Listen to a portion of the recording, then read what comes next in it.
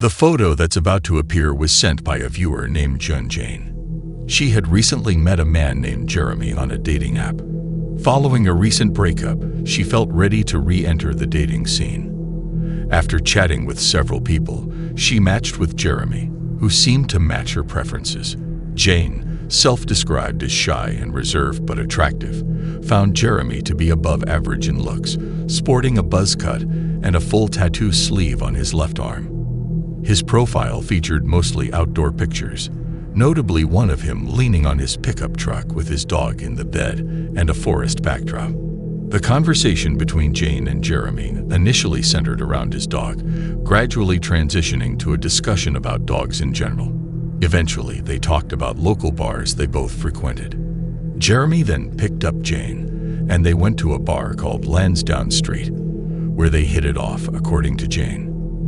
After the evening, Jeremy dropped Jane off at her home, but he seemed hesitant to end the date, suggesting they continue it at his place. Jane declined politely, and that concluded their first date. They continued texting over the next few days and met again the following Friday, going out for fast food and ice cream. After chatting in Jeremy's car and driving around for a while, he took them to his house and started pressuring her to come inside. Despite her repeated refusals, he persisted, and his behavior became increasingly unsettling. Jane felt unsure whether he was trying to physically remove her from the car or make unwanted advances. When Jeremy's actions crossed a line, she pushed him away and left the car, walking away quickly. Jeremy tried calling her several times, but she ignored him and kept walking. Eventually, she had her older brother, Chris, pick her up. In a surprising turn of events, after a heated exchange of texts, Jeremy's tone shifted from aggressive to apologetic. However, Jane decided to block his number, realizing that he wasn't who he initially appeared to be and might pose a risk. That night, Jane was startled awake by a noise outside her window, the sound of the recycling bin being kicked. It was late, and this raised concerns. She cautiously approached the window and lifted the blind to investigate. In a chilling moment, she spotted Jeremy standing in the darkness with his hood up, facing her window. Despite her fear, she managed to snap a photo before he noticed her. When he saw her, Jeremy tried to open the window and began yelling Jane's name repeatedly. The messages, combined with his lurking around her house late at night and appearing at her window after being blocked, suggest he might have been a dangerous individual.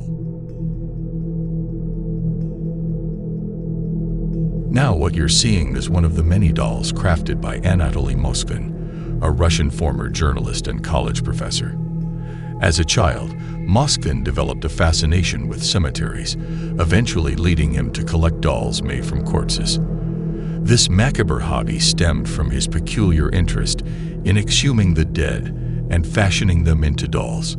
After creating these human dolls, he housed them in his home, considering them companions and possibly even lovers, as indicated by his writings about them. The messages, coupled with the fact that he was prowling around his house late at night and looking out the window after being locked in, suggest that he may have been a dangerous individual. Initially, neither the police nor his parents realized that the dolls contained bodies until Moskvin openly confessed.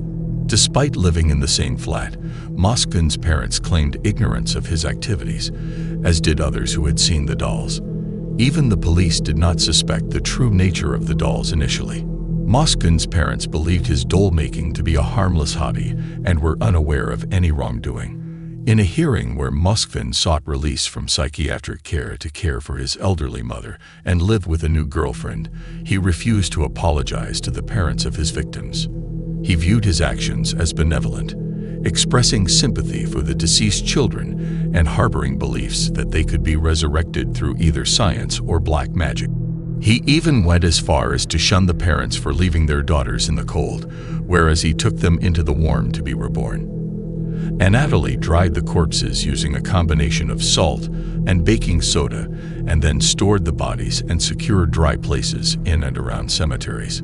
Once the body is dried, he carried them to his home, where he used various methods to make the dolls in an attempt to give the children functional bodies to be used, when he eventually discovered a way to bring them back to life, feeling that their physical remains were too decayed and ugly for them to feel comfortable or happy. While some of the parents went on to totally locked away behind bars for life, it was determined that he suffered a form of paranoid schizophrenia and has since been held in a psychiatric hospital. From his perspective, he may have thought he was saving a bunch of young girls, but from any other perspective, it was a horrific, downright disturbing thing to do. In this photo, Amy Reeves is seen with her baby sister, taken during their Halloween trick-or-treating outing. Amy had recently relocated from Houston to a small town in Texas, seeking a quieter life away from the city. The move to a small home with 2 acres of land was a welcome change for her. However, she couldn't shake an eerie feeling since moving in, which wasn't related to the property itself, but rather something outside the house. Amy noticed that whenever she left her driveway, a car would follow her, mirroring her route exactly. This pattern persisted each time she left her house, with the same vehicle emerging from a neighboring property whenever she did. While initially dismissing it, she grew increasingly suspicious of the car's intentions. Despite this, she continued with her routine, hoping the situation would resolve itself. However, one day, her instincts prompted her to take a different route home from work, opting for a service road instead of the highway leading to her neighborhood entrance. Despite taking a longer alternative route home, Amy soon noticed the same vehicle in her rearview mirror. As she attempted to evade it by speeding away, the car began flashing its lights aggressively. After making a left turn and thinking she had lost the stalker, Amy realized the car was still following her, its headlights growing brighter as it approached. It became evident that the stalker had tracked her even along her new route home. As Amy watched from inside her house, the man parked in his driveway and remained there, prompting her to call the police. When the officers arrived, she recounted the situation, emphasizing that she was new to the area. Meanwhile, unaware that she had left the back door unlocked, Amy went to the restroom. As Amy sat in the bathroom, she heard footsteps approaching her bedroom. Quickly, she rose to lock the bathroom door, but the intruder's knock on the wall between the bathroom and bedroom shattered any hope of remaining unnoticed. Despite the obvious exposure, Amy remained silent. Briefly, she entertained the thought that it could be one of the police officers, but a glance out the window dispelled that notion. Outside, she witnessed an officer grappling with damp wood from the nearby shed. Hastily pulling up her pants, Amy prepared to flee to the front door. However, another aggressive knock, this time from the other side of her bedroom wall, confirmed the stalker's presence inside her home. With few options left, Amy dashed out of the bathroom, making a beeline for the front door in an attempt to find an officer. However, to her dismay, there were no officers in sight, not even the one who had been grappling with the shed's wood just moments before, only their abandoned squad car. Frantically searching for the officers, she circled back toward her house, where she heard a commotion emanating from inside. Upon re-entering, she stumbled upon a distressing scene. One of the officers lay on her bedroom floor, clutching his neck in agony.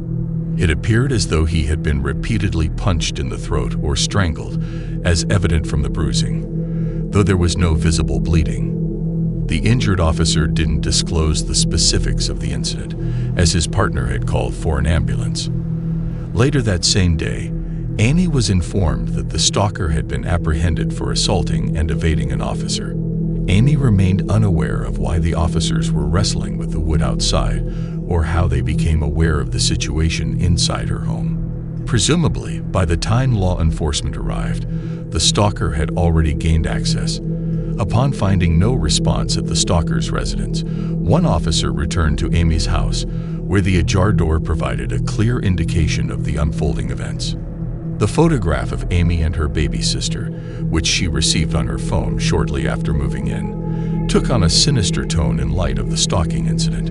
While Amy remains uncertain of how the individual obtained her phone number, the events that unfolded suggested a connection between the stalker and the photograph's origins.